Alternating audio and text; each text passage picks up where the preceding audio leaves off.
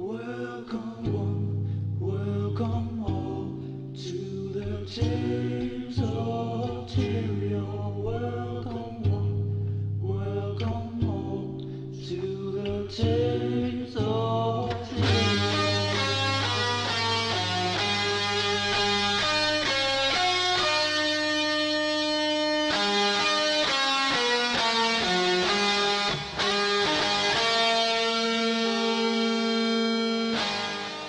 Hello everybody, this week on Tales of Tyria, we've got a whole bunch of stuff for you. We've got some introductions of some new hosts, we've got news, we've got Bridger rants, we've got table scraps. Stay tuned, we got a lot to talk about.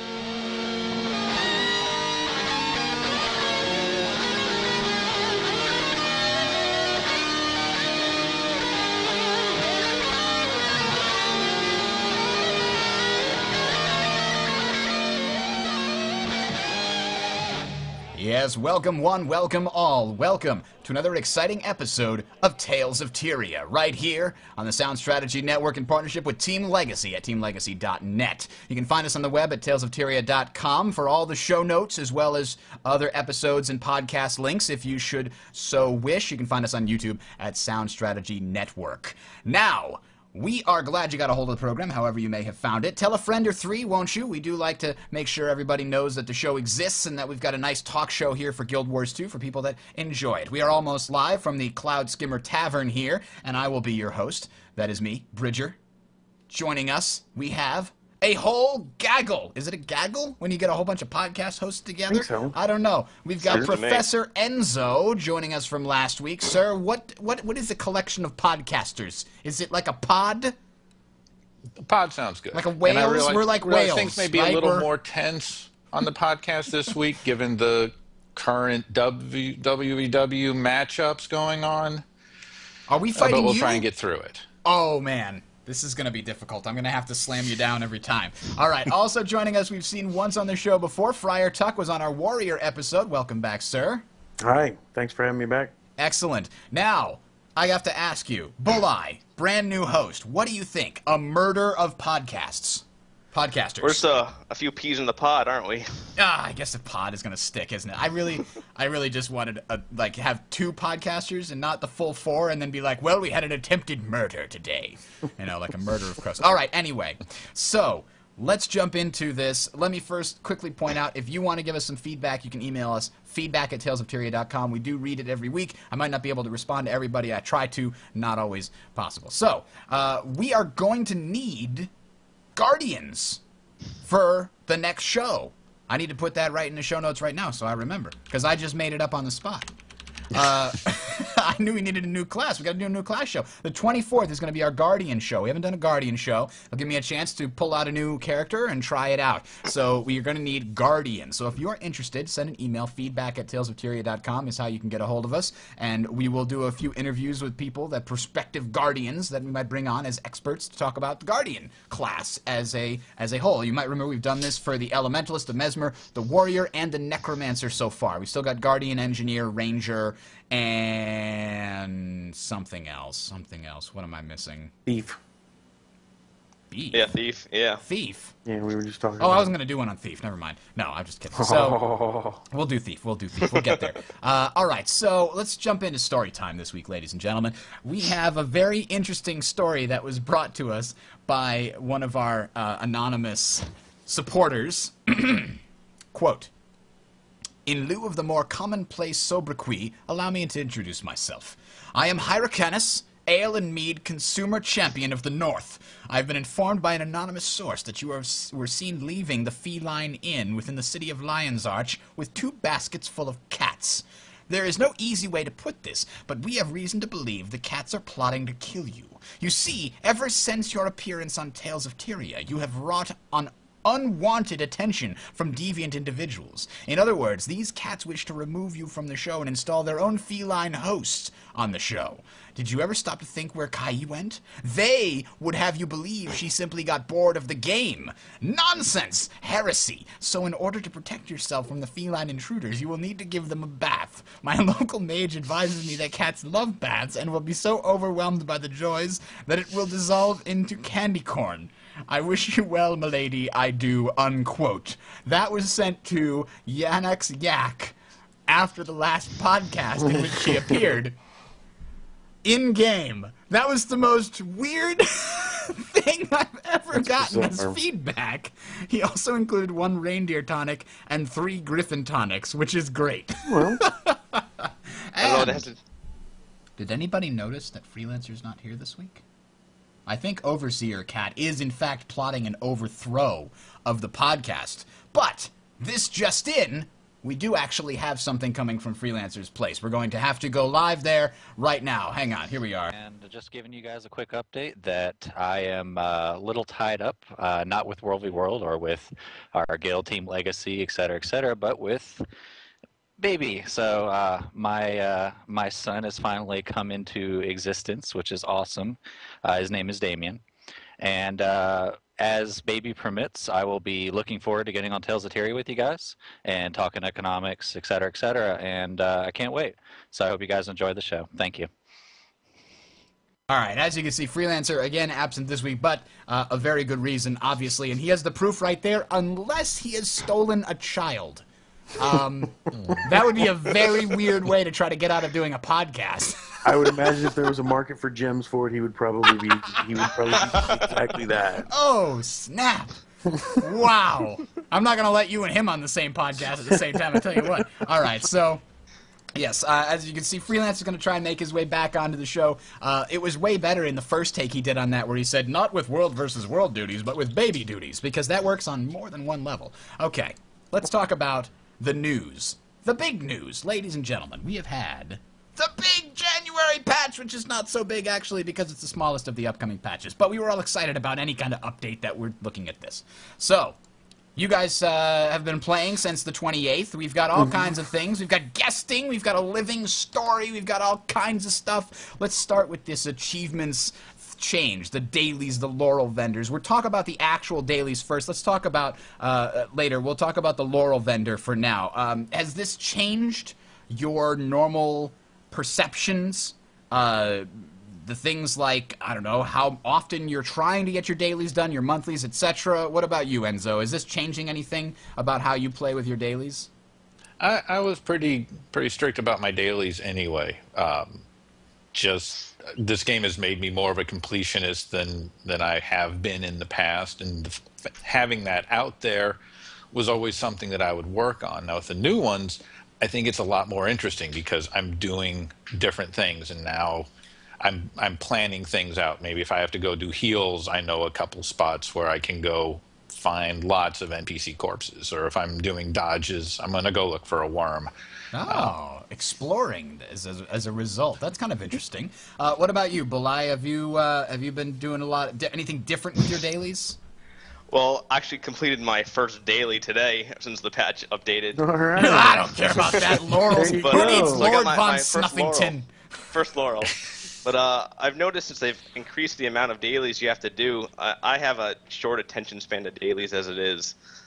But I noticed that, I come home from work, I only have so often to finish that day's dailies before the reset at 7. And then by the time I start working on the new ones and going to bed, going to work like most people are. So I feel like they've added a little too much, but I did see that they're planning on in the next update, letting you choose which ones you want to do, which might be a little bit more helpful. Yeah, But I don't know if you want to get into the ethics part of it yet. That's where my... We'll get there in a second. That's a very interesting discussion. Friar Tuck, what about you? Has the fact that they're presented right there on your screen made you go, I better do these first before anything else? Well, and I'm in the same boat as Bulleye. I get real ADD when I'm out there. I say, I'm going to go harvest something. Because I've been running, I think I'm at like level 9 over in Queensdale, working on my dailies and stuff, but having it right up there in the upper right-hand corner where I can just click on it, know exactly what I need, just scroll over it and see how many more things I need to get, that's helpful. That and the people in the servers are more helpful now. I've seen people calling out, when bosses are up, when events are up. That way everybody goes over and everybody works on it together, and then everybody's getting their dailies together. And I think that'll transfer over into World v. World as well, that communication. It'd be interesting, they have PvP dailies and they have PvE dailies. It would be interesting if they had World versus World dailies as well, like kill X number of players, capture X number of points, things like that. The PvE dailies, you can do them all still in That's World v. true. World. That's true. So it kind of bleeds over there. But I find that I end up getting, like, go kill 60 things. I'm generally not counting or looking for 60 things to kill. I'm playing the game and find that I finish most of my dailies, probably 60% of them, I just get normally playing the game.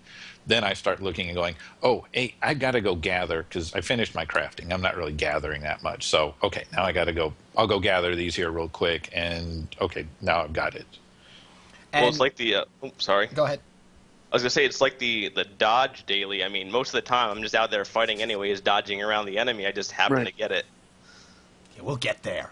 We'll get there. So, I mean, the fact that you can get warrior gear and thief gear, that doesn't persuade you. I heard people open these up and you only get level 78 rares or something like that. It's like trade your laurels in for an ecto. It's so useless. You couldn't at least give, like, exotic stuff, really?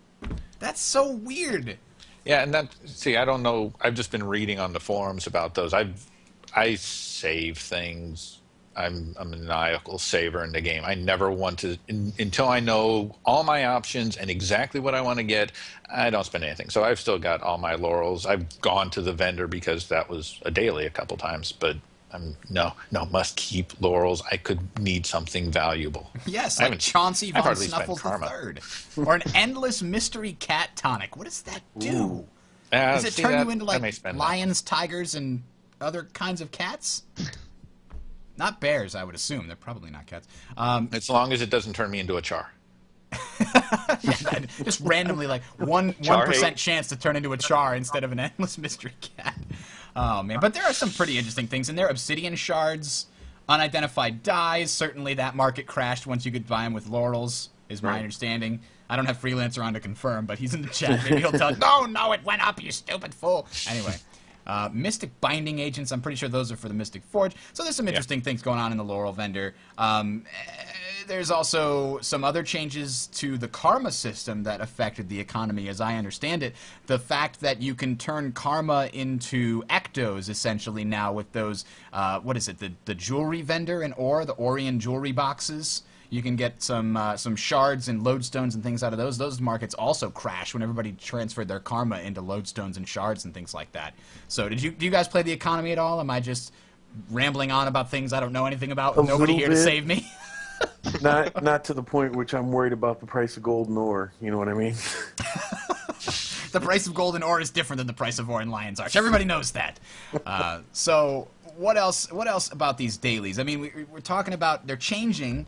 They're different, but are the dailies actually achieving the goal that they were originally set out to do? I mean, do you guys remember what the dailies were supposed to do when they originally described them? Get people to log in daily? Right. Okay. It was to introduce you back into old areas, wasn't it? Well, that's what they've been saying they wanted to update to do to some degree. But my understanding was that the like Enzo said, it was to get you to come in daily, but not to force you to want to have to, like, I gotta go do this daily. Theoretically, just like Rested XP in World of Warcraft, you were supposed to get the dailies as a byproduct of playing the game. Right. But I'm not necessarily getting that as a byproduct of playing the game everywhere. Certain places just don't have NPCs to res. Yeah. Does that bug you? No. Because I find NPCs to res anywhere. I mean, I wander around. I'm never in one map for that long. That's my version of ADHD instead of getting distracted.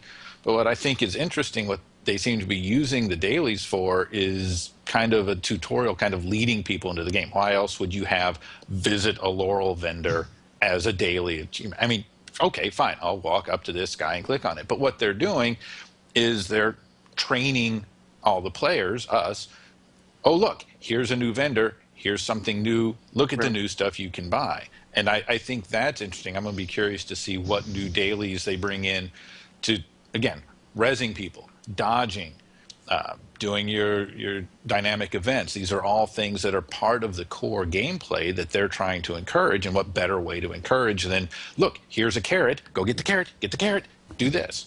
So you guys are all of the opinion, dailies are good, they're useful if I can get them. I might try, might not. You have a very different reaction than, let's say, the official forums where people were like, I can't believe ArenaNet is forcing me to play their way when they said I could play my way, and they're forcing me with their fist.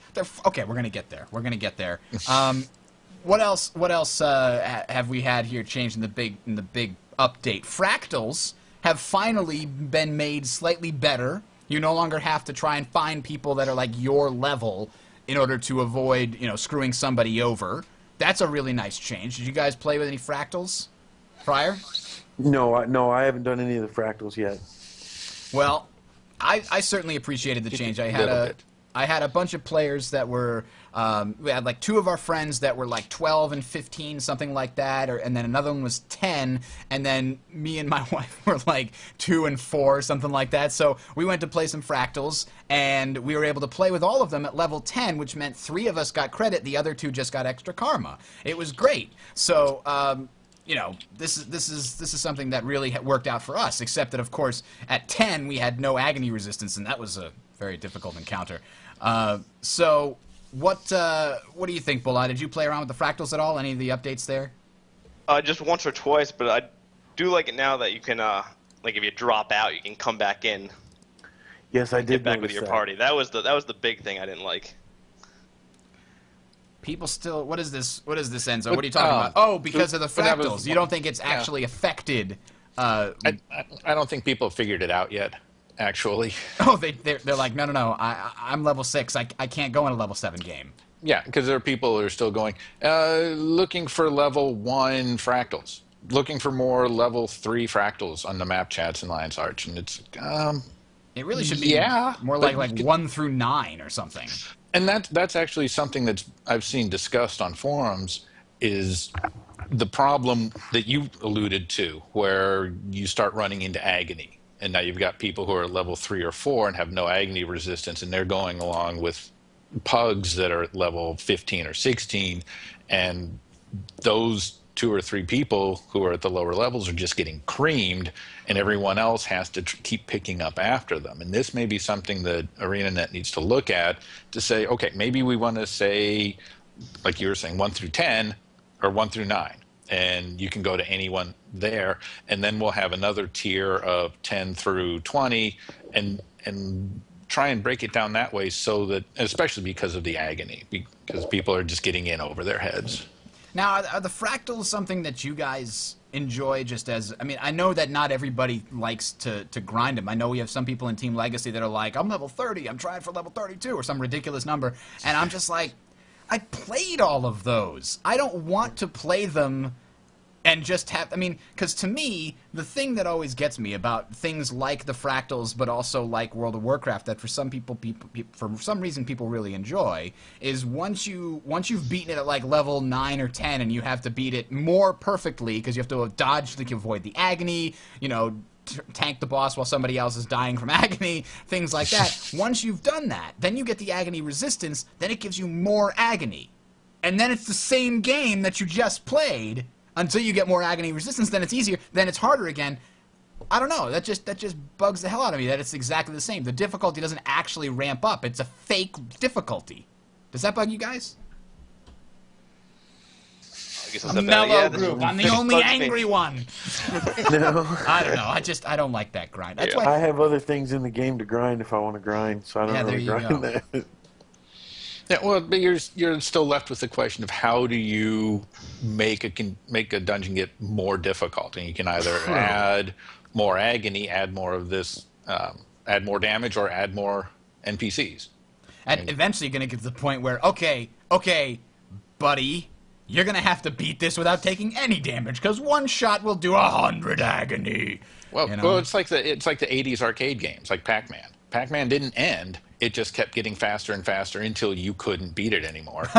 Yes, except for that so one what? guy. They start adding more agony, more monsters, and make them move faster. And eventually, you just can't win anymore. But I mean, people want that. There's a good portion of the population who want to keep grinding that and want things getting harder and harder and harder, and they don't care how that happens. They just want more. Well, maybe they do care, but they want more of those challenges, and that's what. And that's the group that Arena has made the Fractals for. All right. I think. Go ahead.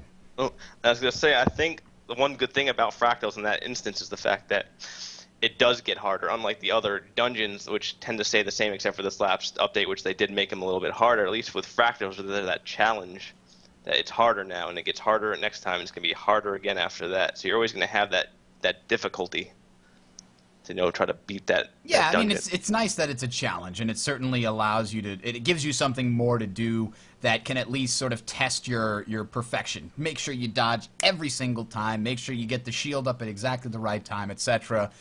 Get the heals off at exactly the right time. So I mean, it does give you something to work for, which I guess is what a lot of people are looking for. Other changes. We were just talking about the other dungeons. They did make an update. Have you guys? I think Bulai, you said you were going through Ascalon. And it definitely felt a lot harder for you? Oh, yeah, because like I said before, well, we've done Ascalonian Catacombs unexplorable with characters who weren't quite 80. They were at the acceptable explorable level.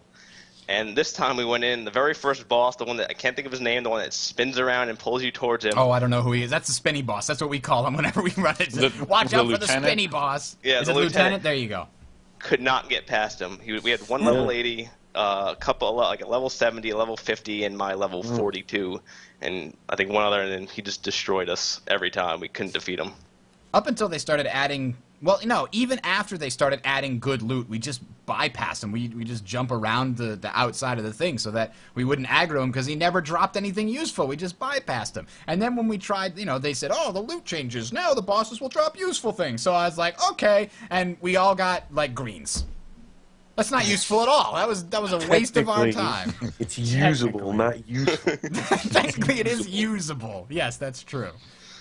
Lieutenant Kohler. That's why I have the chat room. That's why they need to be there, so that they can make me look good. All right, so I'm just kidding. Thank you very much, Jolnar, for pointing that out. Whiskey Jack says, just make the dungeons with more difficult content instead of adding a debuff. That's actually really hard. You wouldn't think about it, but designing difficult stuff that is still achievable without making it so that you have to play, in God mode perfection is really difficult to do. That's like difficult mode of game design. Make something hard with only a certain given set of mechanics. If you're talking about like more Twitch games where a player's reaction time and speed can be improved over time, there's a lot more layers to making things difficult in those kinds of games, like an RTS game. You can make the AI react faster, provide more units so that the player has to be able to react faster, etc. A first-person shooter, you can provide AI that is better and better shots so that he has less time to dart out and shoot things. And because those are like physical muscle reaction time things, you can change the difficulty very slowly and have a wide range there. With an MMO, cooldowns determine reaction time to a certain degree, right? Yeah. The reactions on dodge, you have a limited number of dodges. But where it also becomes challenging is how do they keep adding these maps? I mean, how do you make it harder without having to make new maps or make drastic changes to the maps? And maybe they put in a couple different paths on some of them. Maybe one of the things that they can do is they can take a fractal map and add in, okay, here's a new path that you start taking at level 20, and then what, more agony, more monsters, or harder jumps, or I don't know. Actually, that's not a bad idea. Something that starts off being more difficult because you only get there when you get to level 20. That would be an interesting way of going about it. All right, so other changes, guesting. Not much to talk about there. Did you guys have any interesting experiences with guesting? I mean, we used it. It worked fine. It works. Yeah. I've seen it work. There you go. I guess that's saying something for ArenaNet these days when they implement something new. It works. Well, there's not much to discussion. If there's no controversy, I mean, it's good. I mean, it's about time, I guess, is the only thing you can say about it. How about the new culling system? What is your guys' experience with that? Because a lot of people, there's a huge backlash on the forums. We're like, yes, we want to see friendlies. Right. I was like, I don't know what you're talking about, but have you guys had good or bad experiences with the culling? What do you think, Bulai? I got to take this one. So I finally get on after the update to go check out World vs. World because I'm excited to see the new culling because I always get steamrolled by invisible Zergs every time I play. So now I'm getting steamrolled by invisible Zergs, and 2 seconds after I die, they're now purple figures. So that's the change. Well, you're seeing them. What do you want? That's what you wanted to see was to see them. So I have good news for you, Bulai. They've explicitly said they're not done messing with culling. They're Yes, still working good. on it in the background. So there's that, I guess. But yeah, there's a lot of backlash. It's I guess better in certain instances. It's possible maybe to see smaller Zergs sooner, and maybe that's useful. But we'll see how that changes. Speaking of World versus World and changes, the big patch we were expecting for February pushed back to March. Yeah. What are your feelings on this, guys? Enzo, is this, does this make you angry? Does it just make you resigned? Late Fears, I'm deleting this icon off my desktop right now. Yes. Well, No. what do you think were they're thinking here? Did they have stuff that wasn't completed? It's a month. I mean, if you read the posts from ArenaNet, they were just working on more testing. They wanted to again make sure that it is clean and functioning as intended. It's a month. If they were pushing it 6-8 months, they said, well, okay, maybe in the fall we'll have WVW. Then yeah, people would be, I think, justifiably upset. A few weeks, there are other things to get stressed about. Well, and I think if we've learned anything from ArenaNet, things that aren't date constrictive, like the Winter's Day events, the Halloween events, stuff that's coming out when it comes out, if it's not ready, they're not going to bring it out. Mm-hmm. And that means if they're wanting to test it more, I can wait a little bit longer so I won't have to go through headache and pulling what little hair I have left out because of the frustration when we get in there and it doesn't work. So I'll take it in a month if it works better. I think from a PR standpoint, too, if you've been saying, hang on, World versus World players, fixes are coming, we're going to make your game more interesting, more fun, more than just portal bombing, and, here it comes, we talked about it, it's coming in February, and then if that comes out and is not awesome, you've got a lot of World v World players that are just going to be like, nah, that's it, I'm gone. And they're going to go play something else. They're going to go get ready for Elder Scrolls. They're going to go play PlanetSide. They're going to go play something else that satisfies that, big combat feel and has more interesting stuff going on. And to me, the fact that they pushed it back kind of made probably them recognizing, okay, we have one chance to really, win back some of the World versus World players that have taken a break waiting for this fix. And if they come back and find out that it's subpar because, we've only implemented half the stuff, then that's going to be a huge problem. So they're just saying, we're going to push it back to March. March is now the big month. And I think, given that it's so soon, so close, I can't imagine it needing to go back more than that. I'm almost certain we'll see it in March. So... all right, what else do we got going on here? This is a really interesting one. We were talking about the dailies, right? And I found this post on Reddit that was talking about how the ethics of dailies and ethics of play have changed now that we've got different dailies. It seems now that it's impolite to resurrect an NPC unless you need it alive. So as before, you just, okay, there's an NPC, maybe as part of this quest or whatever, you run over, you get XP. Okay, good. Everybody just always would resurrect NPCs. It seemed like the right thing to do from a lore standpoint, from a game mechanic standpoint, because you get XP, and then you have somebody to trade with, or there's more players to fight in this, thing. Now it's rude to do that, because you're wasting someone else's time by saving a life. Another thing is it's rude to assist NPCs when they're fighting mobs. It's rude to go and try and help someone because you want them to die so you can resurrect them later. It's rude to kill someone who's fighting something and apparently losing because that was their dodge engine and you just killed their dodge engine.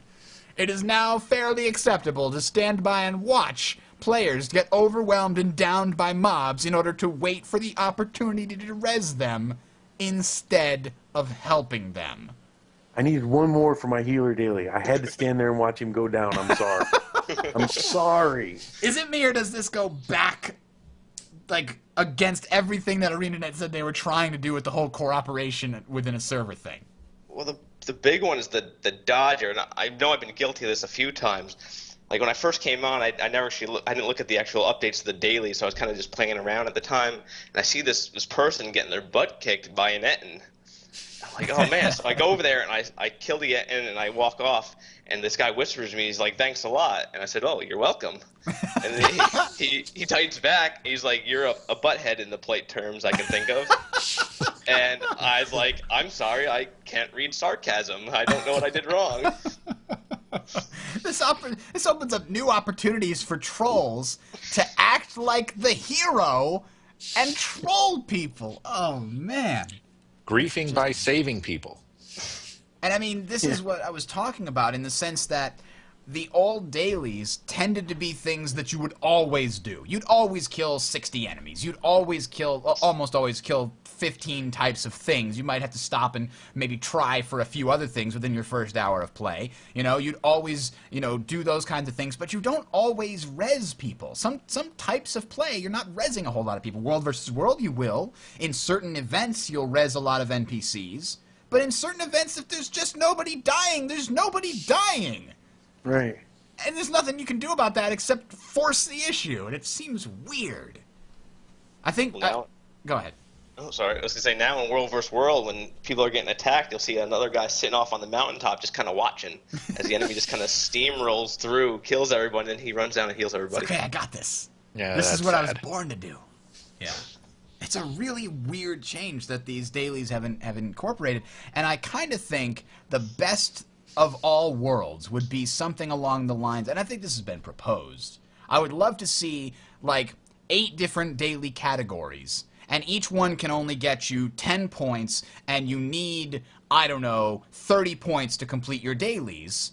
And you get a point for every dodge. You get a point for every res. You get a point for every different type of creature you kill. You get all these different types of things you could do, and you get to choose any of them to do them. And you can't max one though. You can't like take one all the way up. You have to do at least 3 different kinds. Something like that. I think that's kind of what they're implementing, right? Yeah, they've got something coming up. I think it's in the next month patch. I haven't gone to verify that. But that's my understanding. There will be like you're saying, maybe 8, and you have to do 5 of them. So you don't have to heal. You can just dodge. You don't have to dodge. You just have to do dynamic events. But I think the whole concept of what's rude and what's polite and what's the right way to play is kind of splits the community into 2 different schools, or it doesn't split it, but it illustrates a divide where you have one group of people who are looking at the numbers and saying, okay, I have to do 5 of these, 10 of these, 6 of these, and 7 of those. And they're focused on that, and all they want to do is go in and get those to make sure that they're getting the max. They want to make the most of their time. Now they're going to move on, and they're going to go farm their dungeon, or they're going to go farm their fractals. But they're trying to be as efficient as possible. Now you've got another set in the community who are playing the game, who are playing the story, who are playing the characters, who are going through, and my God, there's a refugee who's getting slaughtered. I'm going to go save them because I hate the Sons of Svanir. And you're going to charge in and play the game. So it's really, how are you approaching it? So you're approaching this, I don't want to say role playing, but more on the role playing side where you're playing the game, enjoying the stories, and then looking at the dailies, or are you focused on the numbers and efficient play? And that's where your goal is. And I think that's what we're seeing here. 2 different communities. Interesting. What do you think, Bulleye? Like I said before, yeah. You got people who want, like I said, you want to help the person getting attacked, but they don't want you to come anywhere near them, and they yell at you for doing it. It kind of reminds me of World of Warcraft, doesn't it? A little bit, like yeah. You're fighting over quest mobs or something. Like I feel like I'm on the Barons chat again, and I'm going after raptor heads, and there's like only 2 raptors left, and I'm quarreling with some other guy trying to tag both of them so I can get the raptor head. It's like I didn't realize until this issue was brought up how well and how much ArenaNet had succeeded in getting the community sort of cohesive, until you get that feeling like, oh, I better get to that mining node as fast as possible because that other guy's already bum rushing it. I need to get it as fast, get it before him, that kind of a feeling.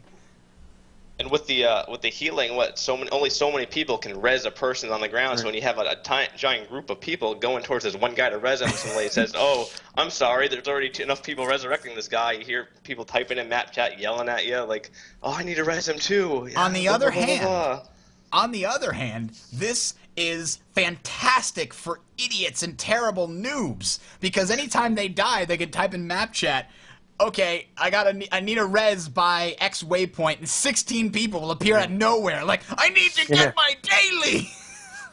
How hard is it really to find dead NPCs in this game? It's not that hard if you know where to look, but finding the right places with events that have a lot of dead NPCs is the challenge. I think Iron Marches is what Freelancer was recommending.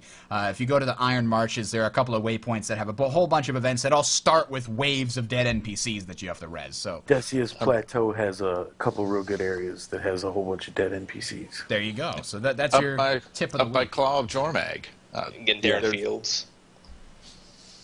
All the things, really. Yeah. All right, so somebody should make a guild. Get your res daily here. You go into that guild and you represent it, and then a guild chat like, okay, I'm gonna go over here and die. Come res me now, and then I'll That's how res you. people are going to start botting now. You're going to see just unarmored people laying dead out in the middle of nowhere, and people are just running by. A res resin them. bot. Oh man. Hey, is your res bot up? I just need one more. Yeah, he's in Gandaren by waypoint X. Go get him. There's Or a you guy have with the a map. Lemming Guild. You have a Lemming Guild where people just jump off of a cliff one after another so everyone at the bottom can keep resing them. And it's kind of like BitTorrent, right? You need to jump off first to seed it, and then somebody down below will res you, and then you can stay there and wait and res people as they jump off, so you're recontributing to the whole... Exactly. That's brilliant. Brilliant. You guys like, no, that's actually opposite. You'd start at the bottom, get your 10 reses, and then you would need to go jump off like 10 times so that you have a one-to-one ratio. That's a pyramid scheme. No one's going to go jump off. You're after right. they've got That's their why they dailies. have special accounts so that you have to make sure that your seed ratio is 1-to-1. Okay, anyway. That's an interesting sideways thing. All right, so let's talk about the Flame and Frost Prelude that also came out with this patch. Have you guys taken a look at it at all? I have. I'm current on it. Not much to look at, is it? Yeah. It's I an do have one achievement. question. What's your question? My question is for Arena would be the guild missions, and like, is there gonna be like a number required, like a number of people who can play this guild mission? Because you got guilds that are like 100-man guilds. I don't think everyone in the guild can come and join in on this guild mission. No, that's what's coming. They've mentioned that is coming in the February, the Gathering Storm one. I was talking about what we've already seen in this patch, which is in very the 2 areas. Yeah, it's in 2 areas, and it's not much, is it? No, and it's kind of a pain to get because you have to wait on certain things to spawn. You can just follow a nice path. Yeah. I was building There's an so outline many path. refugee signs. I felt like a hero. All those limping refugees that I helped, they would know where to go because I was there. But that's really all it is. You go up into these, it was Wayfarer Foothills and Diessa Plateaus, and it's really interesting. If you're trying to figure out the story, it seems as though something weird is going on with the weather, and that's causing the refugees to come back wounded and what have you. There's like epic blizzards and all this other stuff, and did you notice there's these all over the place now in Wayfarer Foothills was where I did mine. It's like steam vents. I saw those. Those are new. Those are definitely not there before. It's got to be something with Primordius and this heat coming out of the ground messing with the weather. It's got to be. Well, and there are missions or dynamic events associated with those vents as well. That's right. There's like 2 up there, if I recall correctly, reading from Delphi.net. There's 2 potential dynamic events. Here it is. These are all the different events and things like that. The road signposts. Really, what there is for you as a player to get is just an achievement. It's like 50 points No, of... 75. 75 refugee 75 points of help, and you get a title. That's what the... Volunteer is the title. Volunteer, yes. And then there's 2 different events going on. Blocks of unstable ice to plug the steaming ruptures from contributing to the blizzard. So yeah, that has something to do with it. We don't know what yet. It's very cool to be sort of living in a changing world, though, isn't it? It's exciting to see what happens next, because you go there and you say, okay, there's some changes here, and the next time you log in, you go back and see what's changed next. What would be really cool is if they change stuff without telling people, and somebody goes, and they have something's been, going actually. on. Yeah. Were those vents there the whole time? There are new buildings and new NPCs that Yeah. have been popping up in Wayfarers as the refugees are building little huts for them to stay There's a in. refugee camp in Holbrook as well. Yep. Yep. I thought all those came with the patch. You're saying some of those appeared later on after the patch? Yeah, some of them weren't there the day of the patch. See, that gives me an incentive, like, go log in and, like, check these zones and run around and see what's going on and do a couple dynamic events. I really love that. I've become paranoid about it, where I'm running through maps and I'm going, wait, was that there before? Hang on, I wasn't sure. Is that... You gotta take a screenshot of every major location. Yeah! I'm doing like time-lapse photography of me running through there so I can compare today versus yesterday. That building's new. That's a good point. So we do have some information about the next update, which will probably be in late February, I would imagine. So the first one is called Prelude. The second one here is called The Gathering Storm. Ooh. So theoretically, this is going to have more updates on these refugees hobbling down from the Shiver Peaks. It says the storm there gathers momentum, but the forces of good are beginning to rally. They're sending their heroes to defend the land and its people. Someone must hold back the gathering storm. New stuff, we've got a new PvP map that is going to be, I think, added to the rotation here. Team up for guild missions. That is officially coming in February, according to this. Two-team rated play.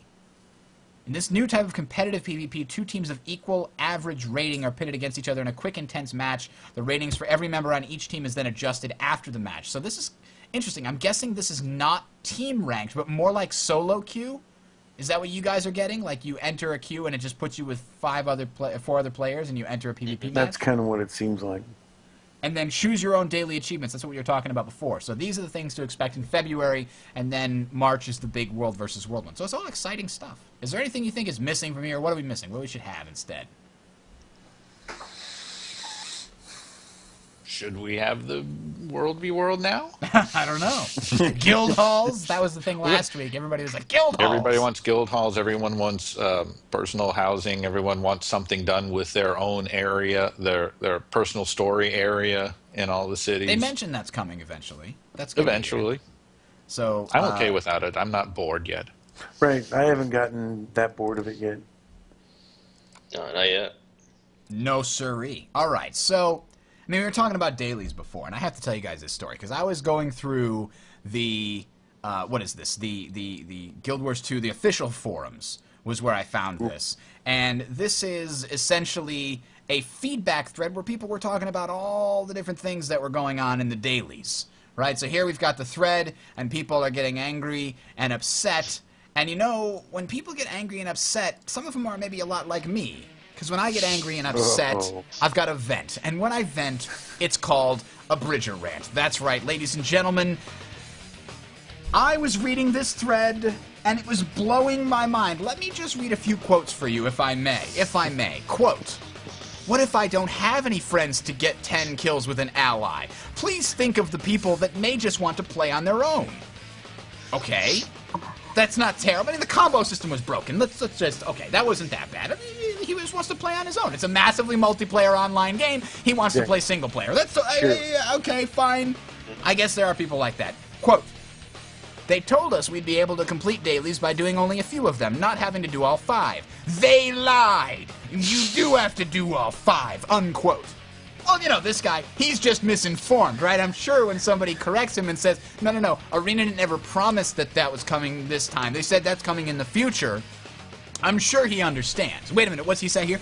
Quote, "Why the hell would they delay that until a later patch?" Unquote.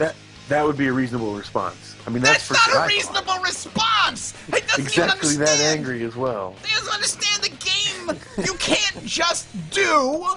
You have to. It takes time. What, you think they delay it just to screw with you? Is that what you think's going on here? No, they're not doing it just to screw with you, sir. They did it because it's not ready. That's why you delayed that. He's raging about nothing. Okay, well, you know, he's just an idiot. There can't be that many of them, right? Wait a minute, what about this guy? Quote, "Wow, this is lame. I avoid crafting in this game like the plague. I still would always complete my dailies. Way to screw me over again, ArenaNet." Unquote. Really? You're bitching about bringing some stuff to a place for 10 seconds to do something that is a massive part of the game. Why would you not even ever craft? Even if it would sell more when it's ingots instead of ore, you avoid crafting like the plague? Why? What has a crafting ever done to you? Did crafting kill your parents? You can talk to me. It's okay. I won't get angry, I promise. What's this one? Quote, I don't agree with this being implemented, this daily crafter, as it's forcing crafting onto people that would rather not spend money on crafting or spend any time on crafting, unquote. Can we talk about the meaning of the verb to force? Because the last time I checked, the verb to force does not mean that they give you an incentive to do something. It usually means you cannot enter the game world until you've finished this. Okay? So, maybe it's just, maybe, I mean, people are blowing off steam. It can't be that bad, right? Quote, Daily Dodger. While I don't have any great difficulties timing dodges, some players do. I don't think a less skilled player should be held back by a deficiency in reflexes or in reading mob animations, unquote. Really? So it's baby time game time now. The game should never punish you for anything. Well, you tried. Here, have a cookie, and just press the big X button to get past the next event. You don't have to practice. You don't have to get better. You never have to advance yourself to beat this game. We're gonna play Candyland, and we're gonna call it Guild Wars 2. It's gonna be fabulous. No, we're not. This is... I seem to recall the 8th level of Mario Brothers being exactly as hard as the first level That's exactly right. I'm going to end by quoting my friend Tibret. When I was describing my utter astonishment at people saying, I don't want to have to dodge to get my daily, as if they don't already do it. He said, quote, when did it become an assumption that you should be able to play a game without getting better at it? If the last level was just as easy as the first level and you weren't expected to learn anything, how does your brain generate fun? Fuck, man, even Angry Birds has a difficulty curve. Unquote. Thank you. Tibret sums up everything that I had to say about that. Ugh. I can't... You all right, buddy? Okay? I'm okay. I'm okay. You all right? I might need some. Somebody get him a moist towel for his head. I need a hot you all right, towel. Champ? You okay? Get me in first class. I'm at the. Sorry, upstairs neighbors. I get a little angry sometimes. All right. So, yeah, that was the one when I saw the Daily Dodger complaint. That one. There were more like that too. That was the least annoying one, actually. All right. So yeah, I mean. Everybody pretty much agrees that the daily combo thing was completely screwed up. But after that, I don't think anybody really has a whole lot of stuff to complain about. The only thing that I think is a valid complaint is it's not doing what it was supposed to do, which was you're supposed to get your daily achievements as a progress, as a consequence of playing, right. Not something you have to go and specifically try to get separately from doing what you want to do. That's about the only real criticism I have of the system. Well, and that's what it turned into in WoW, like you said. You know, it was, oh man, I gotta log in, man, I gotta do my dailies. Yeah. Every gotta day. get those laurels. Ascended gear, man. Ascended gear. Gotta get it. Gotta get it. It's coming soon.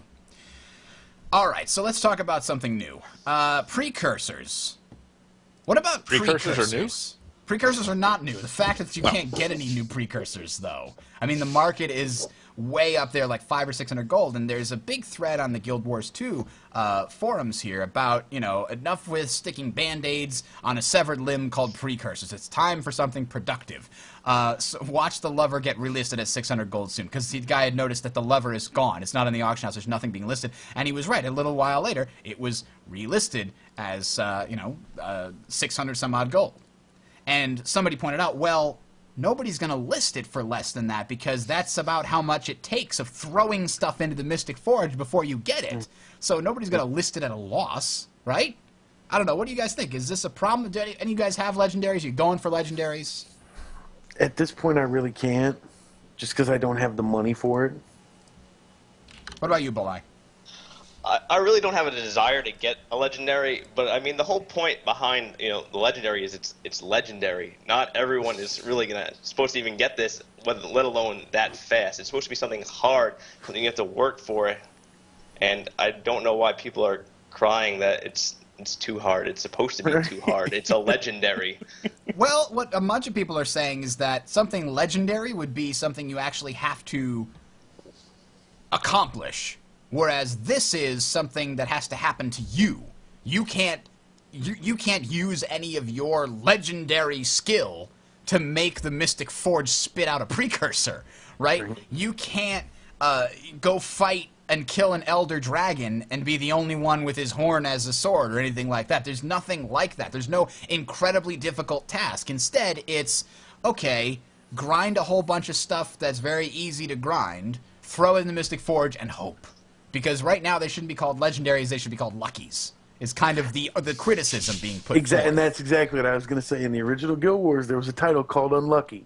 Welcome to your unlucky title, guys. Everybody gets it except the people who have legendaries. Right. the luckies. I tend to have an agreement. Maybe put in like a super hard dungeon. But then if somebody figures out how to like glitch it or how to exploit it, then everybody gets legendaries until they fix it. I don't know. I don't really.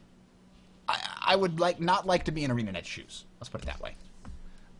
Well, I mean, they've talked about doing a scavenger hunt and those kind of things. I know that's coming down the line. They talked about it, whether they're still working the design phase, the last we've heard. What I would think would be something like get all your dailies for 6 months solid, and that gives you a precursor. But make it accomplishment based rather than, okay, you've gotten enough money that you can afford to throw these 200 or 300 swords into the forge, and then you're crossing your fingers for the random number generator. So, I mean, you've got to do something like Bull Eye said. Not everybody can have everything in the game. Then it's kind of pointless. And if you want them to be legendary, I mean, how few people have to have these for them to be truly legendary? 1%? 1 in 100? Would every guild expect to have one person that has a legendary in it? Would that still be legendary? I don't think you have to put numbers on it. I mean, if you work hard and you work for that achievement to get that legendary, then I think you should be able to get the legendary. Again, still being hard tasks that you have to do. But from a design standpoint, if you're ArenaNet, you have to decide how rare do we want these to be? How hard should it be? How long should it take? How much should it cost? And you have to start with what percent of the population do we want to have these? And then you work backwards from there, determining how hard it is to get. Well, and I think it kind of goes back to the first Guild Wars. Like, do you remember the first time you saw somebody with the title, "My guild hall is made of rich mahogany"? He had, 25 titles maxed out? That was unheard of. I have a buddy in our clan, or in our guild that we run with, and he's at like 89% of the map completion done, because that's what he wants to do. So that's what he puts his mind to, and that's what he does. I prefer to run around and kill low-level stuff and just pick up, copper pieces. But that's what I prefer to do, so that's what I do. Alcoholic. There you go. Exactly. So that's a very interesting question. And what they've chosen to do is limiting it by this random number generator almost certainly gives them the number they're looking for. Let's say it's 1%. They can make it so that, okay, it's very difficult to get this thing. It only spits out stuff, 1% of the time when you put these very expensive things in there. Well, that, to me, is a great way to get that number they're looking for, but it's not a fun way to earn it from a player point of view. So it's very difficult, however, to create, okay, we're going to create an encounter or a scavenger hunt, because then as soon as somebody figures out the way to beat it, since the game isn't Twitch-based, at least not very much, compared to things like FPSs or RTSs or MOBAs, once somebody learns how, they can tell others and everybody can pretty much copy it. It's not necessarily... The difficulty in these kinds of things is usually learning and figuring out how. It's an intellectual process of discovery, not a physical process of can you do it once you know. Right? That's the problem with MMOs mechanics. So the only way I can think of them doing a scavenger hunt successfully is they create a scavenger hunt, it's put out there, it's got really difficult stuff, you got to dig into the lore, you got to read the books, you got to know all this stuff, and it's like the Halloween one, but even more obscure. And the first person, and then it's discontinued. And other people get like some consolation loot based on how far they made it, right? But the person who figures it out gets the legendary. Then they put a new scavenger hunt out there. That's like about the only way. I can already picture the QQ on the forums right now. Oh yeah, no, there's so much QQ. You guys said that we needed to search for the first king of Alderaan, but he wasn't available until the 3rd season of, I don't know. It could be anything. They could, if they get their lore wrong on a scavenger hunt, God help them. Or you can design the scavenger hunt to try to do variable outcomes based on class, profession, race, how old your character is, and you try to put in some random outcome and say, okay, well, following these steps will only work for these certain players, and you could try to change it up that way, but I'm not sure that that's even practical. A couple millions of people get their own personal scavenger hunt with no duplicated questions. That's it. No problem. Yeah, that won't take much of an update at all. So, well, math lets you do interesting things. The thing that I don't like is people talk about, the people criticizing the current precursor system are then the response to that criticism is usually like, well, it's supposed to be hard. Did you think it was supposed to be easy? And I'm thinking to myself, what's hard about grinding until you get some money to buy some exotics to throw into the forge? That's not actually hard. It's time-consuming, but I don't consider time-consuming to be hard. And the one issue I have with having to buy the whatever the crafting material you need to get the precursor, whatnot, what forth, is there are people who actually go to the gem store, buy gems, turn that into gold, and then use that to buy the material they need. And that's just I think it's just an easy way for people to get their legendary that people want to spend money, who want to spend money to do it. And I don't like that idea. I think they need to take that ability out as well. You see, it's the lobbyists that lobbied for that gem store, and now they can just go and buy a legendary. All that corruption and no, I'm just kidding. All right, so it's a very interesting question, and we'll see what ArenaNet has to do in the next few months in order, because they've mentioned they want to put more ways to earn precursors, but as we've just discussed, that's not an easy thing. If you put something in there that once figured out everybody can do it, or everybody, the top 20% of players can do it, then everybody's going to have a legendary. You're going to see legendaries everywhere. That's a huge problem, and I don't know how they're going to fix it. I don't envy their position at all.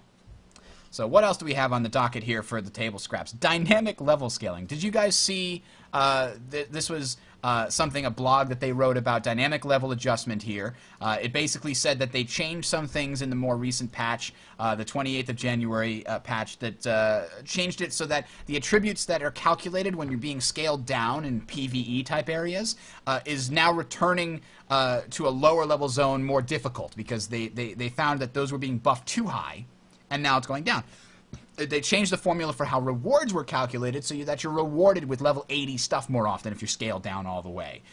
So this is great until we go here and we look on this, because this is a forum post called Dynamic Leveling the Reality, and is pointing out just how much of an advantage. Now, before you guys look at this, let me ask you, how big an advantage? Let's say on power stats, power damage thing, the main 4 stats. What's the difference between a character that is that are both naked, no armor at all, and the first one is an actual level 6 character, or level, let's say 16 character. The other one is a level 80 that's scaled down to level 16 because of the zone he's in. How big a numerical difference are any of those 4 stats? What do you think, Bulleye? Give me a number. 30 points. All right, what do you think, Friar Tuck? Oh, it's got to be more than that. And I'll tell you, the default, the basic low-level character, I'll give you the number, is 80. So how much higher than it is that? Is that 30 points, you think? You've got to be looking at least 60 points. What do you think, Professor? Yeah, I was going to say 60 or maybe double. So the current is not exactly like that. With a naked character, you get your power, your precision, those kind of stats go from 80 to 89, 80 to 86, 80 to 115, and 80 to 105. That's with, it looks like toughness and vitality are the 2 biggest ones that go up really, really high. And therefore health and things like those go up as well. That's for naked characters. So it goes up maybe 10, 20%, right? That's a pretty healthy margin, though. If you're talking about playing and your character, you have 20% more health. That's a pretty big number. So, let's talk about a character with armor. Now you're putting on. Right, I have Elite level 80 gear. warrior exotic armor. Now Yeah. you're talking about the difference between a character that has greens of the appropriate level versus level 80 exotics. And we're talking about a difference from 100 to 160, from 82 to 117, from 80 to 158, from 80 to 111. It goes up way higher, and condition damage goes from 6 to 58. I mean, it just goes way up. Again, you've got about a 30% increase at least on stats like health, but the power one went up even more. It's absurd. And it explains why it's so easy, right? I mean, do you guys ever get challenged at the lower levels, even with the new patch? I carry 2 exotic axes with me. Spin to win. Spin to win, as you're so fond of saying, you know. That is the Garen that we're looking for. Yeah, I mean, is it still a problem? I mean, I got a few more 80 stuff, level 80, like greens when I was in the lower level area, but nothing of substance. When was the last time you got a gold drop there? Yeah, right. Oh, I have. I've gotten rares. In the lower levels? Yeah. Yeah. Really? Wow, at 80? Yeah. I didn't have that Not happen. with the wrong lot. guys then. But I've gotten them. I've gotten them down there. So I don't really have any complaints about the loot, and I see the little chest drop. Oh, I like Whiskey those Jack. too. Whiskey Jack also points out you've got all the trait points also buffing up Yeah. your stats. I think.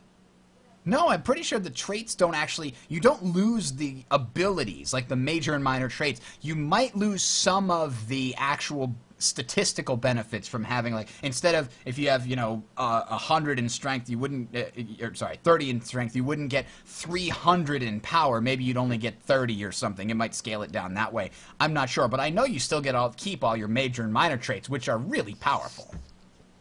Now, I think this is probably, I'm going to give them the benefit of the doubt, that this was just the first pass at, okay, we're going to knock it down and see how it plays out for a month. You might be right. Or 6 weeks. And right now, personally, I would like to see them knock it down more. I would like it to be harder when I go back down to those levels to play with friends. I actually back off a lot when I'm running through dynamic events, and I'm not letting loose with everything that I have because I know that I'll just mow down all the mobs and ruin it for the people who are actually playing at that level.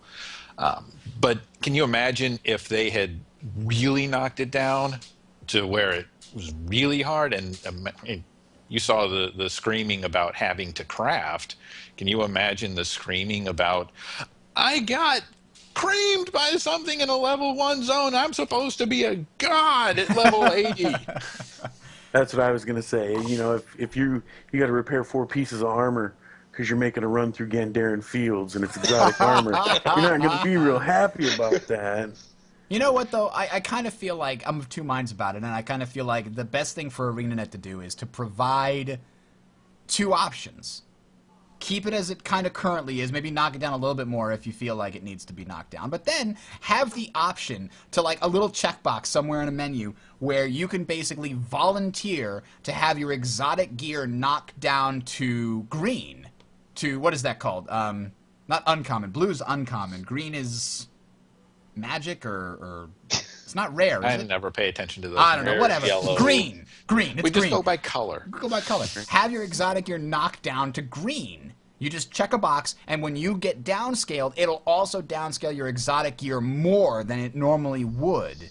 And as a result, you can then get even greater rewards. And I feel like that would help solve the problem, because it gives people the choice of being a quote-unquote near god-like in their area.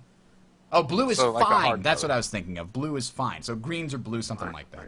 All right, so anyway, that sounds like it'd be an interesting thing to do, but we'll have to see. This, like you said, it might be their first pass. I'm glad that they're paying attention to it, honestly. All right. So this is an interesting. We were kind of talking about this earlier. This is a thread I found on the Guild Wars 2 Guru forums, and this will probably be the last one that we have to talk about here today in the table scrap section. Allowing anyone into any level of fractals is wrong.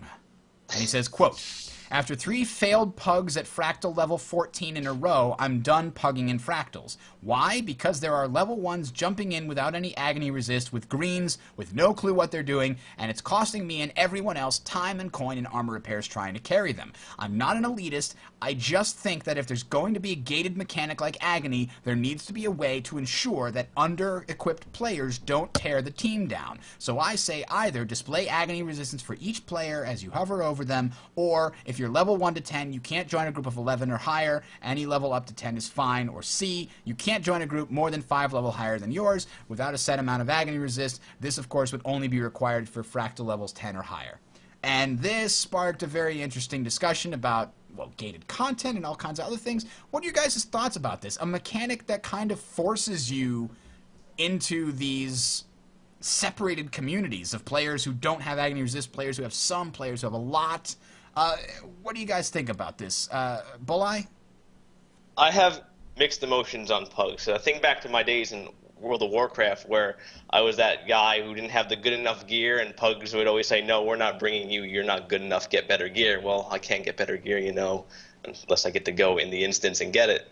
But then I look at this, and I feel like they make a valid point, because you want to have the guy who's good for that specific run you're doing. Like, if they don't have the agony resistance, you don't want that guy to keep being down, you have to keep rezzing him, so on and so forth. You want them to be, all right, he can run level 1 through 10 because there's no agony resistance there, and then everyone else 11 through 20, and then so on and up the chain. And I don't have a problem with that at all. Now this kind of ties in. Sorry, somebody. No, I was just to say this is kind of what ArenaNet kind of asked for this when they put in the agony and said, okay, you can go run Fractals, and they just get harder and harder and harder up until this level. And at this point, there's a line. And they drew that line and said, this line is called agony, and you have to be careful when you go across it. Then they this said, line well, is called anybody Molten can join Core. anywhere. Please bring your fire resist gear. That's kind of a lot of people making that kind of comparison. Now, this is interesting, and I didn't put this in the show notes. I've read this sort of recently. This is a cross-post on the Guild Wars 2 subreddit from the World of Warcraft Reddit.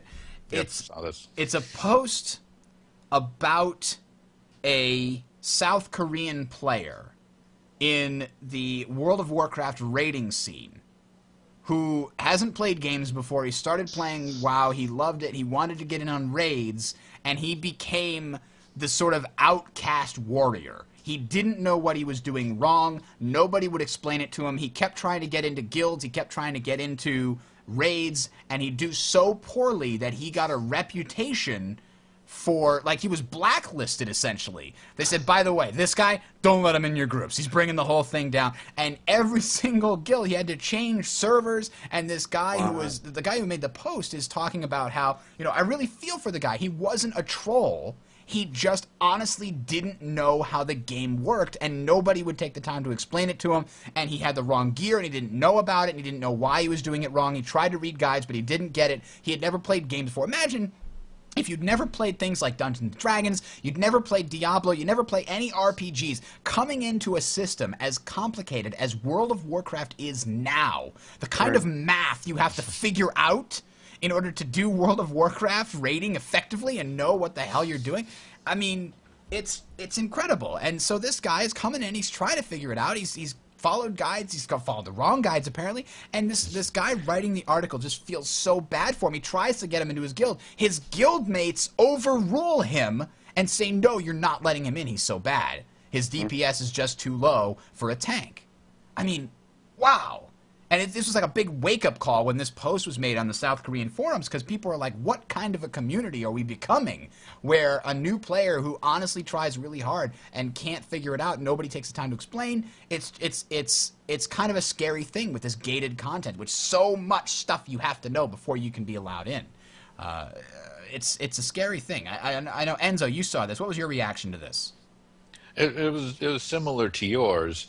I think the Guild Wars 2 community is somewhat protected from this because it's not as hard math based. I mean, there's still people trying to min max. There's still people going through the builds and the calculators and trying to figure out, and that's okay. but it's not as required. I mean, the only place in Guild Wars 2 that really needs it is the agony and the fractals. The only other place you sometimes do see it, though, is on dungeon runs when people are trying to speed run things and start getting mad if you don't know the same shortcuts that they do. Yeah. So, Bulleye, do you think that this, what we're talking about here with the World of Warcraft thing, and we're going to pull that back to Guild Wars 2 in a second, but do you think this is a result of companies like Blizzard catering to the hardcore player and saying, okay, you want something more complex, more difficult, we're going to build on top of so that the only people who can do this new stuff is people who already know how to do the old stuff well? Is that what causes this chain to just keep going higher and higher in terms of you must know 16,000 different systems in order to play this new dungeon? I do, but I don't believe they do it intentionally. I think it's what it becomes. And you get people like the guy from South Korea, people like me who aren't the best raiders in the world, who don't really know everything, who don't have all the great gear, who are kind of, you go up to join a group and they're like, oh no, I'm sorry, you're missing this much defense, this much stats, you only do this much DPS. And again, I don't think it's intentional on the company. I think what they're trying to do is give their players, a better game and trying to make it a little bit more difficult and giving them that extra challenge, but in doing so, they're kind of accidentally alienating those who are new to the game, who don't quite understand.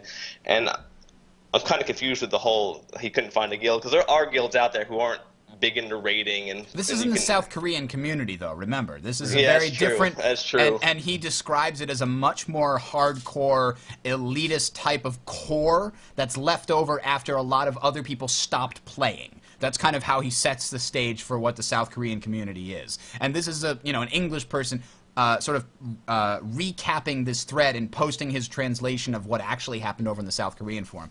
And it's sort of a heartwarming thing where the community as a whole kind of came together upon seeing this, and the responses were like, I'm really sorry this happened to you, what have we become? One of those weird moments where you're like in those monster movies where the man looks at his hands and goes, I have become the monster I have always hated. It's really weird. Now, Friar Tuck, do you think that Guild Wars 2 will ever go down this trail? Not necessarily in the same way Blizzard did with WoW, but with the, okay, everybody who's currently maxed out at level 80, who's played the first expansion, they already know all the systems that are in place, and now we're going to build on top of those systems and put more difficult stuff in there. And now for a new player coming in, if they're trying to get in here, they have way too much to learn. It's going to overwhelm them. Is that anything that's going to happen to Guild Wars 2, do you think? I hope not. And I think that they've got things in position to where that won't happen. The chat is still real noob friendly. It's real helpful for people. Where's such and such? I don't know where this is. And of course you get the first moron that jumps up and goes, you hit all F4. But then, it takes 2 or 3 lines and then somebody will come up with the answer and let them know, So I don't think we're going to that degree with it. And the changes that Guild Wars implements are real fluid with the gameplay anyways. It's not like you have to go out of your way to get to certain new content if you're a new player. It's going to be included in your story as you're moving along. That's true. Yeah. And one thing in this thread got me thinking, the part that I like the most about it, as the community said, what have we become? Look at the monster hands. But what they started doing was they started forming mentor raids. So instead of we're trying to get through here to grind out our gear, there were people who started doing raids specifically for people like this guy or new people into the game to say, look, this is how you do it. When you get to this boss, this is a general strategy. Okay, when you're trying to set up that class, this is what you want to try to do. And I started doing that with some people in my guild who hadn't been in World v. World before. I was like, okay, well, I was done. We were off killing a dragon. Like, what are you doing? I'm going to World v. World, check out, see what's going on. Like, oh, I've never been there. Well, let's hop on Mumble. Let's go look around. I'll give you a tour. And we pop into our borderlands, and this is supply, and this is a camp. And that's a Zerg. Oh, my God, it's on your face. Well, yeah, I did number 1 rule, which is never be the first one in or the last one out. That's a good one. And the second rule is don't come here if you're going to be upset about dying. Yes. But once we got that out of the way. Look, here's siege. Go and tick the siege. What does that mean? What does ticking the siege mean? Go just connect to it, launch a trebuchet, whatever, and log out so it doesn't despawn. And just gave them a quick tour. They'd never been there. And so this has gotten me thinking, okay, I want to start trying to get people from my server, from my guild, who are interested in World v. World, and let's do mentor. We'll wait till next week before we get ganked by a certain guild on Koenig's server that will remain unnamed. But once we're clear of them and that threat, then we'll start looking around through the different maps. I think, I don't know, Bulleye, is this whole thing just sort of people forgetting what it was like when they started, or purposefully forgetting, trying not to remember because they want to feel superior to other people? If you empathize with someone and say, oh, I remember what it was like when I started, you can't feel superior to them, can you? That's true, and I think it might be that. It also might be people who, when they first came onto the game, they might have had the cold shoulder too from other players, and now they're like, oh, someone else is asking them for help. Like, oh, well, I didn't get it. You figured it out on your own as well. And that was definitely a factor in WoW. Yeah, and I think these types of games tend to attract a certain type of player. Not that everybody is this type, but they tend to disproportionately attract a certain type of player that feeds off of the fact that they're superior to people. Their ego is too fragile. They don't have enough of their own self-confidence in what they are as a person, that they need to have that shot of dopamine or adrenaline or whatever the feeling is when you feel superior to someone. So when you know all the intricate details of this really complex system, you can look down on other people and say, noob, get out of my raid. I'm going to find somebody more qualified. God, I didn't even know how to do the freaking... And to them, that's something they need to feel good about themselves. I think in some respects these are sort of damaged people. I'm not suggesting that everybody, or even a large majority of World of Warcraft players are like this. Let me get that out of the way. But I'm saying compared to other games like World of Warcraft that reward time spent rather than actual skill progression on you as a player, tend to attract the mindset. And maybe it's only 10% of the population, but in other games it's like 5% or less that ruin those kinds of things. In League of Legends, they're called toxic players that hate on someone for being worse than them. You know what I'm talking about? So it's a weird thing to have it pointed out in their face and say, you were like this once, because they don't want to acknowledge that. If I can add one thing, if everyone remembers back to Guild Wars 1 doing PvP, and if you didn't carry a spear and a shield, you were a noob. Yep. You would get berated hard in chat. Mm-hmm. And they wouldn't even just explain it to you like, hey, you obviously don't know, here's why spear and shield are better. They'd just point at you and laugh because it would make them feel better. What's wrong with you? Pshaw. As if you're supposed to know. How are people supposed to know when everybody around them is just pointing and laughing? Like, that was last year's fashion. God. Don't you read fashionweekly.com? Don't you subscribe to Flavor of the Month? Flavor of the Month. That's what I should have gone with. You win. I give in. You get to be the new funny on the show. I'm sorry. I missed Flavor of the Month magazine this month. First world problems. I didn't get this week's Flavor of the Month magazine. All right, so it's a really interesting quandary that these games have sort of gotten themselves into. And, Guild Wars 2 doesn't seem to have that problem as much. And I really do credit it to ArenaNet's attempt to try and create a more community-encompassing atmosphere by all the things that they're doing. The shared nodes, the fact that technically they've been trying to design the game to where you don't hate to see another player coming up next to you to help you, except with the dailies thing that's kind of changing that. But, I think that environment has fostered this helpful community rather than a sort of superior community,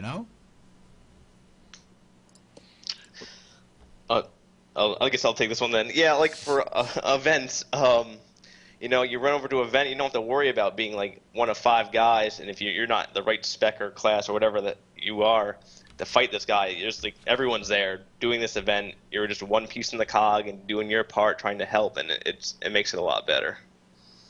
And I think a lot of where this comes from was just the basic idea that everybody can res another player. So by default, you see someone down, you go over and res them.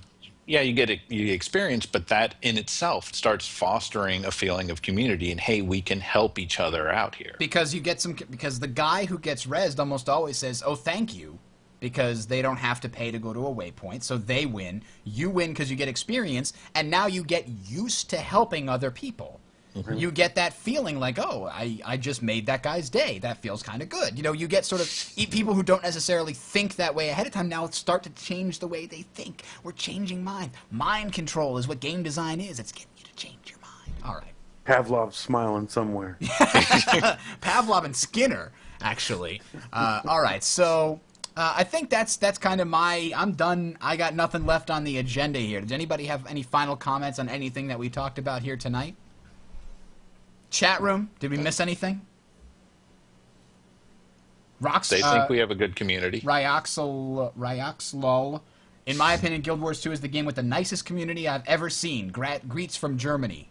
So that's I mean, I have to agree with him based on the kind of helpful quality, except in the competitive world versus world. That's about the only place you see people going, "Idiots! Why aren't you defending the cliff base? Ah! The garrison can wait till later. They haven't even got the first door down. God!" You know, just people raging in chat because they think they know what's best. Chill, man. Just chill. It's gonna be okay. You can't control 500 people. You're trying to herd cats. You're gonna give yourself an aneurysm. Leave it be. And start a guild if you want people to follow you. Oh, man. Buy a commander icon. Those things always work. All right. Yeah. Oh, don't get me started. They'll always listen to you if you have that. All right, so I guess that's about it. We got a couple of guild shout-outs this week. One is to Sign Vert... Hang on, I'm gonna get this. Sine Verta Sine Laos. No courage, no glory is, I assume that's Latin. I'm trying to pronounce it like Latin. It seems like Latin. A guild that is currently recruiting English-speaking people on the Gandara, which is an EU server. They do a lot of World versus World event. They have a special one every Saturday as well. They have commanders on every night, kicking ass and taking keeps, which is better than names, by the way. Keeps will stay. Names still go away. So, yeah, they are available. There's in the show notes here, you can whisper MIBANAX.5463. In-game, or you can jump on their TeamSpeak server, which is probably located somewhere. I don't have it here. But you can send this guy a message and jump on their TeamSpeak and say, hey. So that's pretty cool. Sine Verta Sine Laos. There we go. That sounded kind of Latin. And then that was from Saito. We've also got Saint Melancholy saying he's with the Heroes Guild on the Gandara server, also actually by coincidence. So now you have two choices to go check out. They are focused on PvE content because of the lack of people interested in World versus World or SPVP. So if you're looking for a more PvE-oriented group, you can check them out. TheHeroesGW2.engine.com. Again, the links to this are in the show notes, which are in the bottom of the video here on YouTube, or go to talesoftyria.com and look for episode number 62. And I guess that's about it. Final comments, gents, before we take the evening and go. I got some, my buddy in our guild, there's 6 of us that play routinely, and he finally finished my level 80 exotic armor, so thanks, Bod Canis, I appreciate it. It's gorgeous. I love it. This Altaholic finally has exotic. Awesome. A Bulleye, I didn't ask you, do you give your guild a plug? I do. I have to give a shout-out to Chronicles of Tyria for supporting me through this and everything else. Where can they find Chronicles of Tyria? It's chroniclesoftyria.com? It is chroniclesoftyria.com, or you can listen to the podcast they currently have every Thursday starting at 9 p.m. And if you want to listen to something really cool, you can go back to like episode 3 where they had me on there. It's a good time. No shameless self-promotion at all. All right, so yeah, but no, that was a pretty cool podcast when I was on. I like those guys. Definitely check that out. It's COT Podcast, right? COTpodcast.com? Yep, that's correct. .net? It's .com. Time. I guess that is it then, gents, for today. We are going to say goodbye. And what is this? This is the 10th, so we will be back on the 24th. hopefully with more information on the February patch, maybe the March patch, World vs. World info. Also, the Guardian episode. So send me those emails, feedback@talesoftyria.com, looking for Guardians. For Bridger and everybody else, I'm Bridger. You're you. Have a good night.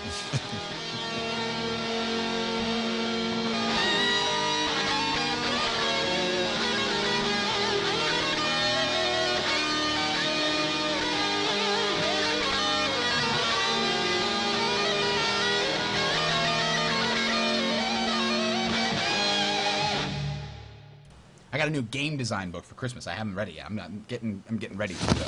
Characteristics of games. Richard Garfield, George Scaff Elias, Robert Gachera. I heard a really good review of this, so I'm going to take a look at it. Did you know the study of games is called ludology? I did not. You can look that up. Because ludus is the for game. Huh. It's like gameology, essentially, but it sounds more impressive if you use Latin. Oh, yeah. Everything's Something more SAT impressive word. in Latin. That's right. That's why my shirt says bonus ludus, because it stands for good game. Not lewd. Ludus. Ludus. That's game. Which is interesting. Because Latin is the foundation of all the Romantic languages, but English is not exactly a Romantic language. It's actually a German language with influence from French, which is a Romantic language. And did you know Romantic languages came from Rome? Romantic languages. That's something that took me until I was like 20 years old to figure out, that Romantic languages were not ones that would woo the ladies. They were languages that came from Latin because it was the Roman Empire. I don't know why that took me so long. That's weird. You know what, though? That's like, there's a really interesting thread on Reddit. It's like, okay, what did you just figure out recently that everybody else has known forever? That would have been mine. I need to go look that up. That was a very interesting thread. People were like, I didn't realize that toast would cook on both sides in a toaster. Just some weird things in there. But the ones that were most upvoted were the best. I can't remember any of them off the top of my head. We Do they had have one the, of those. Oh, sorry, go ahead. I just say we had one of those moments at New Year's Eve when a friend of ours, we were midnight, everyone's singing, and a friend of ours finally turned to the room and asked, "Why are we singing about old man Zion?" Oh, man. Well, close. It's actually, what language is it in? Is it, I don't even know. The Auld Lang Syne. It's a Scottish song, right? Yeah, it's a Scots poem written by Robert Burns in 1788, and for some reason it's what we sing in the English-speaking world when it's New Year's. I'm not entirely sure. Sure. The translation, Why not? and some people sing it in the actual Scottish verse, and some people sing the actual English translation. And I never know what I'm doing, so I just hum along. Sometimes I'll look it up on Wikipedia and forget to check my phone. But should old acquaintance be forgot? And that's it. Yes. Then I'm Old drinking. no. And never brought to mind should an Auld Lang Syne. What does Auld Lang Syne mean? I don't know. All right. Ask the Google. It knows everything. It does know everything. I was poning some noobs on Global Offensive today. You guys play Counter-Strike Global Offensive? I played the beta. It's actually quite fun. I played the competitive mode yesterday. I don't understand. They're trying to make the competitive mode like solo queue in League because it punishes you for leaving early and it won't fill in new spots. And I just don't understand that. I don't understand that. I played Counter-Strike for years, and it was fine with a shifting number of players on each side. But it's like, nope, if someone leaves, they're just stuck with bots. Why not just shift a new player in there? That's so ridiculous. If you're doing 5-on-5 matches, I can understand, but I'm just a random guy in a solo queue. That bugs the hell out of me. I want to play in the sort of competitive mode because they have a couple of different. They have classic, casual mode and competitive mode. I want to play in the competitive mode where friendly fire is on and you get access to buying different things and whatever. And if the only option I have now, there's probably community servers that I can go to that have the old style. I could probably look up that next time. That's what I need to do. But it said like so and so has left the game, and if he doesn't come back in 2 minutes, he'll be. Really? That was kind of the weird thing when I first started playing League. I'm like, you dare to punish me for leaving the game when I'm done playing it? You fucking... It made me so angry. That game makes me angry when I hate it and when I like it. You ever see that pie chart of for reasons why I die in Call of Duty? The small sliver says because the player is better than me, and the rest of it is because for for stupid shit reasons. Because of lag, because Bullshit my mouse reasons. lagged, because my teammates were stupid, because, you know, that guy friendly fired me. It's like, yeah, that's pretty much... That's the defense mechanism in the modern gamer's mind, is it's not my fault.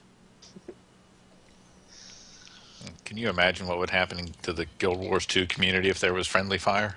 Oh my god. Holy crap. I wish. Yeah, but somebody pointed out that... Oh, no. We're gonna lob grenades into the middle of Zerg. You get somebody with a macro that says, lobbing a grenade, stay clear. Like, well, I did warn you in the chat. You should have stayed clear. Rain arrows. Somebody in the chat, you know, Corrupt Drop Bear says, well, it's like League. It's a 5 versus 5 match. You can't have somebody casually drop into a casual 5. But I think you can, because League is persistent. You have a specific character that you've practiced. In competitive Counter-Strike, somebody could drop in at the beginning of a new round and have nothing except a little bit of money difference. That's all. You can easily jump into a game. It'd be a lot harder to jump into a game playing a character that A, isn't on your account, and B, you don't know how to play. You know, that's the reason that you can't have hot drops into LoL games. So I just don't understand why there isn't hot drop in the competitive mode. But like I said, there's probably custom servers that let you do that. So we shall see. What else you guys been playing recently? Anything good? I went 3 back is to out. Star Wars. I'm going to pretend you didn't say that. And say, what, Dead Space 3? What? Yeah, Dead Space 3 is actually pretty good. I love the Dead Space series, and this one has been nothing but great. You know, customizing weapons. It's been a blast thus far. And the enemies, there's a lot more of them. They come out of nowhere. It scares me every time. I scream like a little girl. I'm not going to lie. What is it that Penny Arcade said here about Dead Space? Something about it being... I have let my following of Penny Arcade lapse. Oh, you fail. I know. I go Dead through phases where I read it. But I still keep up with XKCD. So XK, okay, you keep your nerd cred then. Oh, I'm trying to find it. There was a great line in here. I love Tycho's writing. He is a wordsmith if there ever was one. Oh, I can't find it. He said something about the fact that Dead Space is like one of the least scary horror games there are. Like it's Really? anyway. Oh, that is totally incorrect. Really? Yeah, On scary. so many levels. Oh, it's a scary one. Where did I find it then? Where the hell? Hang on. Maybe it was on the PA report. Maybe that's what I'm thinking about. Playing it at 2 in the morning with the lights off with surround sound on. Maybe that's the way you I gotta can't play sleep it. at night. Ooh, Sex in Games. David Cage asks why standards in video games are much stricter than those in film. That's an interesting question. Oh, did you guys see this? Are you guys Civ-type players? You like 4X games at all? Yeah. I haven't played Civ since Civ I haven't in a 4. long I'm the time. only one. I was gonna say probably 3. I got really excited about this game, John Schaefer's At the Gates, which is a 4X game that takes place during the period of the Roman Empire's fall. And essentially you play one of the barbarian empires, and the goal is to grow big enough to conquer Rome. All right. That's sort of the end game. And it's a 4X where you're sort of expanding, settling new lands, conquering enemy barbarians and things like that. The cool thing about this one is that it's got a hex grid type map, and each turn represents a month. And so you go through 12 turns, you go through 12 months, and the terrain changes over the course of the year with the seasons. So rivers might freeze, they might flood in the spring, you might have snow in the mountains that you know, floods in the rivers, or bays that normally would have access to the ocean would freeze, and now you can't get your ships, you know, your fishing boats out or what have you. That's cool. So it has a pretty cool concept to it. Is this just less RTSE than Total War then? It's a turn-based, yeah. It's a turn-based, so it's strictly Civ-like, you know, turn-based game. And Well, you played the Total War games, right? Yes, absolutely. But those have a turn-based game, and then they have its element. Okay, Combat yeah. would be basically auto-resolve, just like a Civ game.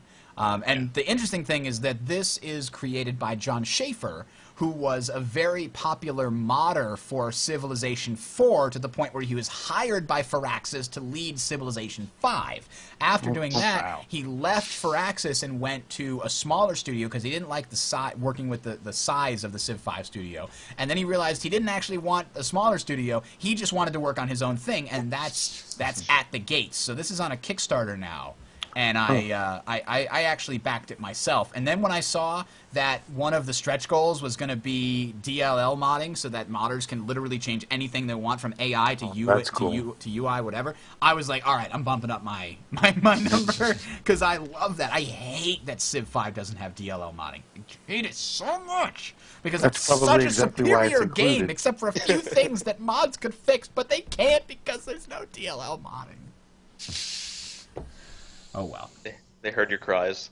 Yeah. Well, this is John Schaefer, remember, the guy who was modding Civ 4, which did have DLL modding, so he understands the advantages of having that available. But I love the PA report. If you guys don't read the PA report, it is some really solid writing. Mm-hmm. Some good reviews, some good discussions, like this Sex and Games article. I'm sure is going to be really good. Any kind of other article that has to do with games or politics or anything like this have always been really like thought-provoking and interesting. And they do their research. It's like they're journalists, guys. It's weird. Journalists about games. You mean like real journalists? Like journalists are supposed to be journalists? Yeah, like ideal journalists, not like real journalists. I probably used the wrong term. Real journalists don't do journalism, but like people who actually do journalism. Wow, people who investigate things and like get facts and stuff and talk about it. Wow, it's weird. Now I gotta read this article. Are they saying there's less sex in games than there is in the media, or more? Like they're more strict or less strict? I think they're saying that sex in games, why standards in video games are much stricter than those in film. So, for example, in film you could get away with more stuff and get an R rating, and in a game will get an adults only rather than a mature rating. I think is his point. Okay. I guess because, the perception is that games are still for kids, but movies are for kids too. I don't even... Well, anytime you bring up the word sex or nudity, then you have this whole psychotic lack of understanding in the American culture. It's like, sex and nudity is bad, but we consume more porn than any country in the world. And we make more than any country in the world. Secrets out. It's so weird. So but it always has been this really weird dichotomy. I blame the Puritans, of course. Of course. Because I blame them for everything. Absolutely. It's totally their fault. Pilgrims all. All right, I'm going to get going. I got to pull down my whole facade here and allow my wife back into the room. And we have to also make the numbers go up in League because they went down, and that's not acceptable. All right, have a good one, guys. Talk to you later.